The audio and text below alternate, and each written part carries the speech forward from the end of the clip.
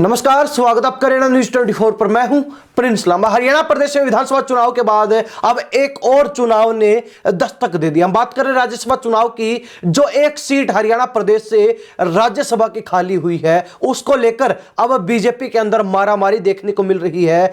जोरदार तरीके से तमाम नेता कोशिशों में जुटे हैं, जो चाहते हैं कि उनकी राजनीति फिलहाल डाउन चली गई है, जिनकी राजनीति अब खत्म होने की कगार पर पहुंच चुकी है, और वो नेता अब अपनी राजनीति को एक नया टर्न देना चाहते हैं, एक नया रंग रूप स्वरूप देना चाहते हैं। और उसी को लेकर तमाम नेताओं ने अब दिल्ली से लेकर चंडीगढ़ दरबार तक की भागदौड़ शुरू कर दी है। आकाओं के दरबार में हाजिरी लगानी शुरू कर दी है और अपनी राजनीतिक और सियासी गोटियां सेट करनी शुरू कर दी है, ताकि उनका नंबर राज्यसभा सांसद के तौर पर लग जाए और वो अपनी राजनीति को हरियाणा प्रदेश में एक नया रूप दे सके, अपनी राजनीति को हरियाणा में एक बार फिर नई ताकत के साथ चमका सके। और इस सूची में हम बात करेंगे कि कौन कौन से वो नेता हैं जो राज्यसभा सांसद बनने की दौड़ में शामिल हैं, जिनके बीच कांटे का मुकाबला चल रहा है, और एक दूसरे को काटने के लिए,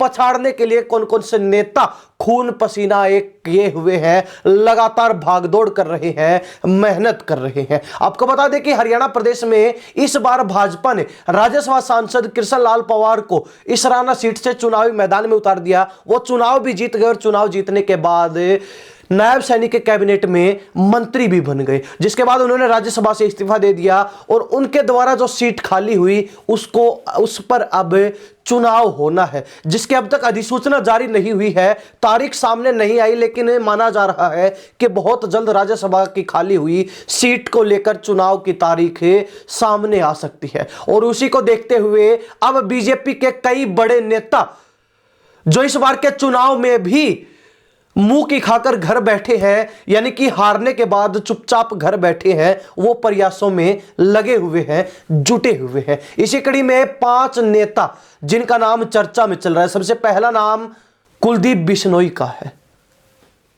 उसके बाद बात करें दूसरे नाम की, तो दूसरा नाम आता है संजय भाटिया का, पूर्व में सांसद रह चुके। इसके बाद बात करें तो 2 जाट नेता भी इस सूची में राज्यसभा सांसद बनने की लाइन में लगे हुए हैं। पहला नाम कैप्टन अभिमन्यु का है, तो दूसरा नाम ओम प्रकाश धनखड़ का है। तो वही 5वां नाम इस सूची के अंदर चौंकाने वाला भी हरियाणा प्रदेश की जनता के लिए हो सकता, वो नाम है तरुण भंडारी, जो लगातार मुख्यमंत्री के करीब रहे हैं। मीडिया एडवाइजर के तौर पर उन्होंने काम किया है, हर इवेंट की मैनेजमेंट का काम उन्होंने संभाला है। मनोहर लाल खट्टर के बेहद करीबी भी माने जाते हैं। अब अगर विस्तार से चर्चा करें कि आखिर इन्हीं नेताओं का नाम राज्यसभा सांसद बनने को लेकर क्यों चल रहा है, इसी कड़ी में सबसे पहला नाम आता है संजय भाटिया का। 2019 के लोकसभा चुनाव में भाजपा टिकट पर करनाल लोकसभा से चुनाव लड़ा और रिकॉर्ड तोड़ वोटों से जीत भी दर्ज की।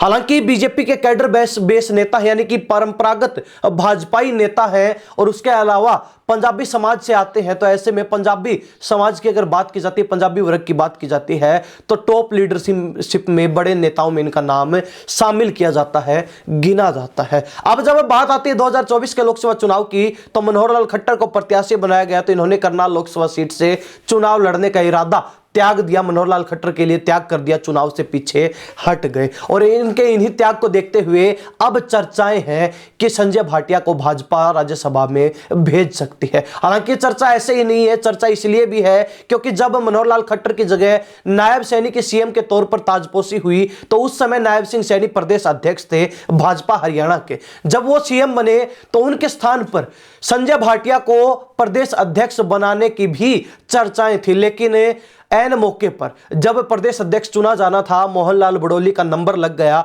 और संजय भाटिया नजरअंदाज हो गए, वो पीछे रह गए। इसके अलावा जब विधानसभा चुनाव की बारी आती है, तो उस समय भी संजय भाटिया को टिकट देने की चर्चाएं चल रही थी, लेकिन संजय भाटिया को विधानसभा चुनाव के अंदर भी मौका नहीं मिल पाया। तो ऐसे में कई मौके के ऊपर संजय भाटिया दौड़ में पिछड़ गए, और इसी चीज को देखते हुए अब माना जा रहा है कि संजय भाटिया को राज्यसभा में भेजा जा सकता है, जिससे पंजाबी समाज के अंदर भाजपा की पकड़ को और मजबूत किया जा सके और पंजाबी समाज को भी राज्यसभा सीट देकर एक उचित मान सम्मान सरकार में दिया जा सके। इसके बाद बात करेंगे कुलदीप बिश्नोई की, जो कि पूर्व मुख्यमंत्री चौधरी भजनलाल के बेटे हैं। अनेक बार आदमपुर से विधायक रहे, सांसद भी रहे, मंत्री भी रहे। इसके अलावा अगर बात की जाए कुलदीप बिश्नोई की, तो 2024 के चुनाव से ठीक पहले जब आदमपुर सीट पर उपचुनाव हुआ तो वो खुद पीछे हटे और अपने बेटे भव्य बिश्नोई को आगे कर दिया। भव्य बिश्नोई ने भाजपा की टिकट पर उपचुनाव लड़ा और वो चुनाव जीत भी गए। लेकिन जब मुख्य चुनाव की बारी आती है, भव्य बिश्नोई को फिर आदमपुर से टिकट दी गई। कुलदीप बिश्नोई उनके साथ चुनावी प्रचार प्रसार में नजर आए। पिता पुत्र की जोड़ी खूब भागदौड़ करती हुई भी दिखाई दी, लेकिन उनकी वो मेहनत फीकी पड़ गई जब उनको 5 दशक के बाद अपने घर में अपनी पैतृक सीट आदमपुर के अंदर चुनावी हार का सामना करना पड़ा। यानी कि इस बार के चुनाव में कुलदीप बिश्नोई चुनाव हार गए, उनके बेटे भव्य बिश्नोई चुनाव हार गए और भजनलाल परिवार का जो अभेद किला था वो ढह गया, उनका गढ़ टूट गया 5 दशक के बाद। हालांकि कुलदीप बिश्नोई पहले कांग्रेसी नेता होते थे, लेकिन कुछ समय पहले भाजपा में इन्होंने एंट्री ली और एंट्री के साथ ही आदमपुर सीट पर उपचुनाव भी हुआ था। लेकिन आपको बता दें कि बीजेपी में आने के बाद कुलदीप बिश्नोई अनेक मौकों पर नजरअंदाज भी होते रहे हैं। चाहे वो पिछली राज्यसभा सीट की बात हो, जब कुलदीप बिश्नोई और किरण चौधरी के बीच टक्कर थी, लेकिन किरण चौधरी जो भाजपा में कुलदीप बिश्नोई के बाद आई, लेकिन उसके बावजूद भी उनको वो तवज्जो मिली, वो मान सम्मान मिला और उनको राज्यसभा भेजने का काम भाजपा ने किया। कुलदीप बिश्नोई को नजरअंदाज कर दिया गया। उससे ठीक पहले कुलदीप बिश्नोई हिसार लोकसभा सीट से चुनाव लड़ना चाहते थे, लेकिन कुलदीप बिश्नोई को लोकसभा चुनाव में भी भाजपा ने नजरअंदाज कर दिया। उससे पहले जब भव्य बिश्नोई उपचुनाव जीतकर विधायक बने थे पहली बार, तो उनके विधायक बनने के बाद जो हरियाणा सरकार में फेरबदल हुआ, जब सीएम खट्टर की जगह नायब सिंह सैनी की ताजपोशी की गई, तो नायब सैनी का जो नया मंत्रिमंडल गठित किया जा रहा था, वो चाहते थे कि उनके बेटे भव्य बिश्नोई को भी मंत्रिमंडल में जगह मिले। लेकिन उस समय भी कुलदीप बिश्नोई को, बिश्नोई परिवार को नजरअंदाज कर दिया गया। हालांकि इसके अलावा भी कई ऐसे मौके हुए जब भजनलाल परिवार को भाजपा की तरफ से नजरअंदाज किया गया। हालांकि इसके विपरीत भजनलाल परिवार ने कई मौकों पर भाजपा की फुल सपोर्ट भी की है, मदद भी की है। चाहे राजस्थान चुनाव की बात हो, चाहे हरियाणा प्रदेश में इस बार के विधानसभा चुनाव की बात हो, चाहे लोकसभा चुनाव की बात क्यों ना हो, तमाम मौकों के ऊपर भजनलाल परिवार ने तन मन धन से बीजेपी की मदद की। लेकिन बीजेपी ने हर मौके पर कुलदीप बिश्नोई को, उनके परिवार को नजरअंदाज करने का काम किया है। लेकिन अब कुलदीप बिश्नोई आर पार के मूड में है। राज्यसभा सीट को लेकर लगातार भागदौड़ कर रहे हैं। चाहे वो प्रधानमंत्री से मिलने की बात हो, उपराष्ट्रपति से मिलने की बात हो, अमित शाह से मुलाकात की बात हो, भाजपा के राष्ट्रीय अध्यक्ष जगत प्रकाश नड्डा से मुलाकात की बात, या फिर नए सीएम नायब सैनी से ही मिलने की बात क्यों ना हो, चंडीगढ़ से लेकर दिल्ली दरबार तक में लगातार दनादन हाजिरी लगा रहे हैं और अपनी राज्यसभा की सीट पक्की करने में लगे हुए हैं। और चर्चाएं हैं कि कुलदीप बिश्नोई का नाम भी राज्यसभा सांसद बनने वालों की सूची में टॉप पर बना हुआ है। हालांकि भाजपा को भी इस बार राज्यसभा सांसद चुनने से पहले काफी विचार विमर्श करना होगा, क्योंकि किरण चौधरी जो कुलदीप बिश्नोई के बाद भाजपा में आई, वो कुलदीप बिश्नोई से आगे निकल गई, खुद राज्यसभा पहुंच गई, अपनी बेटी को चुनाव जिताकर नायब सैनी के मंत्रिमंडल में मंत्री भी बनवा दिया। और कुलदीप बिश्नोई जो कि ना राज्यसभा सांसद बन पाए, ना अपने बेटे को चुनाव जितवा पाए, और एक विधायकी थी उससे भी हाथ धो बैठे। तो ऐसे में कुलदीप बिश्नोई भी अब आर पार के मूड में है। वो भी अपनी राजनीति को एक नया रूप देना चाहते हैं और इसके लिए लगातार प्रयासों में जुटे हुए हैं। अगले नाम की अगर बात की जाए तो अगला नाम है कैप्टन अभिमन्यु का। नारनौद से विधायक रहे हैं। 2014 में पहली बार इन्होंने नारनौद से चुनाव जीता था और इनके जीवन काल का यह पहला चुनाव था जब उन्होंने जीत दर्ज की थी। हालांकि उस समय पहली बार विधायक बनने के बाद मनोहर लाल खट्टर के कैबिनेट में वित्त मंत्री भी रहे। और वित्त मंत्री को लेकर एक मिथ हरियाणा प्रदेश में चलता है कि जो नेता वित्त मंत्री बनता है वो अगला चुनाव हार जाता, वो अगला चुनाव नहीं जीत पाता।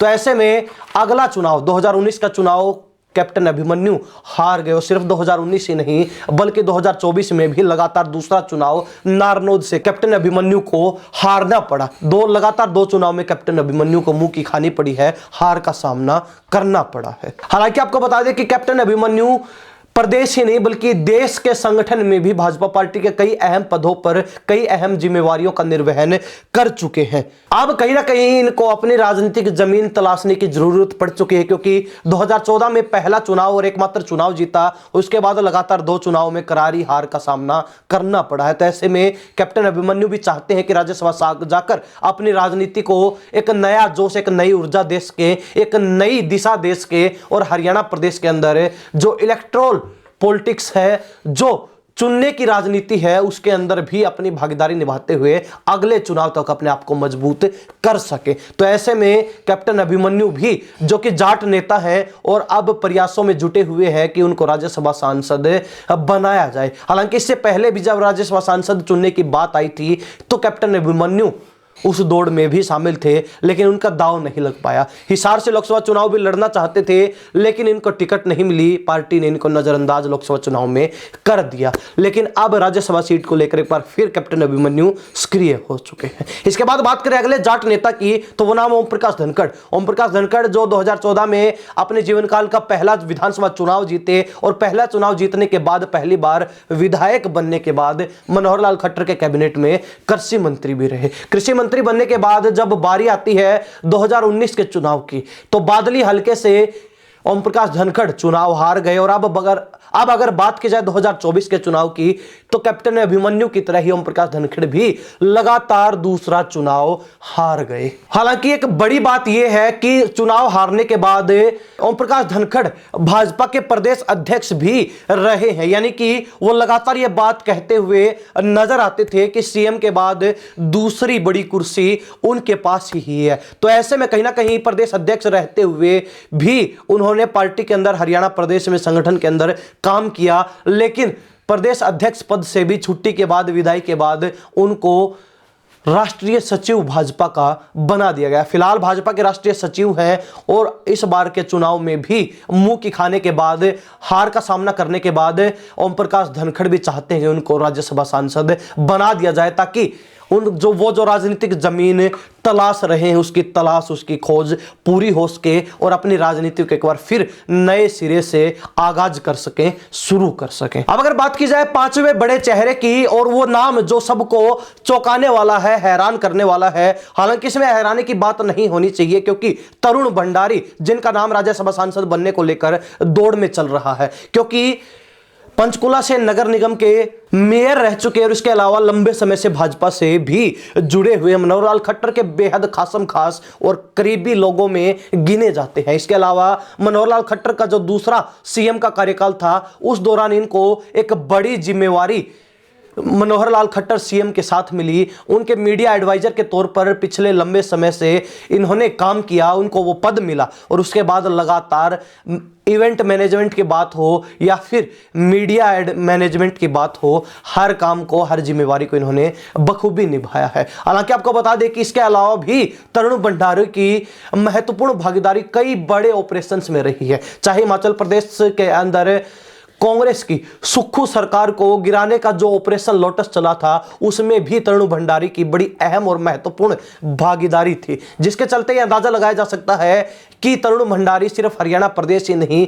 बल्कि देश की राजनीति में भी भाजपा के कई बड़े चेहरों के साथ नजर आते हैं, उनके जो है करीबी लोगों में माने जाते हैं। तो ऐसे में तरुण भंडारी का नाम भी अगर राज्यसभा सांसद के तौर पर लिया जाए तो इसमें कोई अतिशयोक्ति नहीं होनी चाहिए, इसमें कोई असमंजस या फिर आश्चर्य नहीं होना चाहिए, क्योंकि मनोहर लाल खट्टर के करीबी हैं और फिलहाल मनोहर लाल खट्टर सांसद बनने के बाद केंद्रीय मंत्री का दर्जा प्राप्त किए हुए हैं और वो लगातार हरियाणा प्रदेश की राजनीति में अपनी रुचि दिखाते हुए, अपनी भागीदारी निभाते हुए अपने लोगों को सेट करने का काम समय समय पर करते भी हैं। तो माना जा रहा है कि मनोहर लाल खट्टर इस बार राज्यसभा सीट के ऊपर पिछली बार की तरह, फिर उससे पिछली बार की तरह अपने किसी व्यक्ति को सेट कर सकते हैं, और अगर ऐसी बात आती है तो तरुण भंडारी का नाम भी राज्यसभा सांसद के रूप में चुना जा सकता है। हालांकि आपको बता दें कि पंजाबी समाज से आते हैं, संजय भाटिया के बाद राज्यसभा सांसद बनने वालों की दौड़ में, बनने वालों की सूची में दूसरा पंजाबी नाम तरुण भंडारी का ही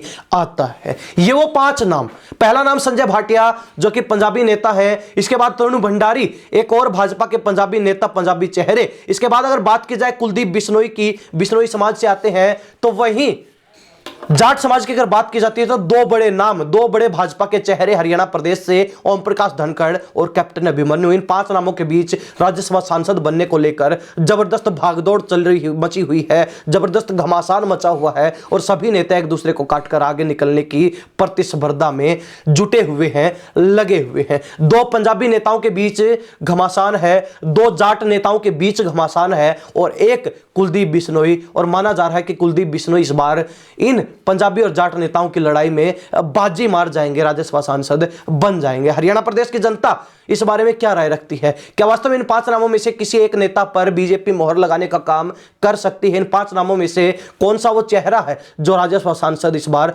चुना जा सकता है? चलते चलते आपको बता दें कि भाजपा के पास फिलहाल संख्या बल की बात की जाए तो बहुमत है। बीजेपी ने इस बार 48 सीटों पर जीत दर्ज की, यानी कि 48 विधायक भाजपा के पास पहले से हैं। 3 निर्दलीय विधायकों ने भी बीजेपी का समर्थन कर रखा है और अगर फिर भी आवश्यकता पड़ती है तो 2 इनेलो के विधायक भी आखिरकार भाजपा का समर्थन कर ही देंगे, लेकिन ऐसी जरूरत पड़ने नहीं वाली है क्योंकि बीजेपी फिलहाल अधिक से अधिक संख्या बल में अपना दमखम दिखा रही है। तो अपनी राय कमेंट के माध्यम से जरूर लिख दीजिए, आपकी प्रतिक्रिया का हमें इंतजार रहता है और आपकी प्रतिक्रिया से हमें हरियाणा प्रदेश की तमाम जानकारियों के बारे में पता भी लगता है। इन्हीं सब बातों के साथ मैं प्रिंस लांबा, हरियाणा न्यूज़ 24। नमस्कार, जय हिंद।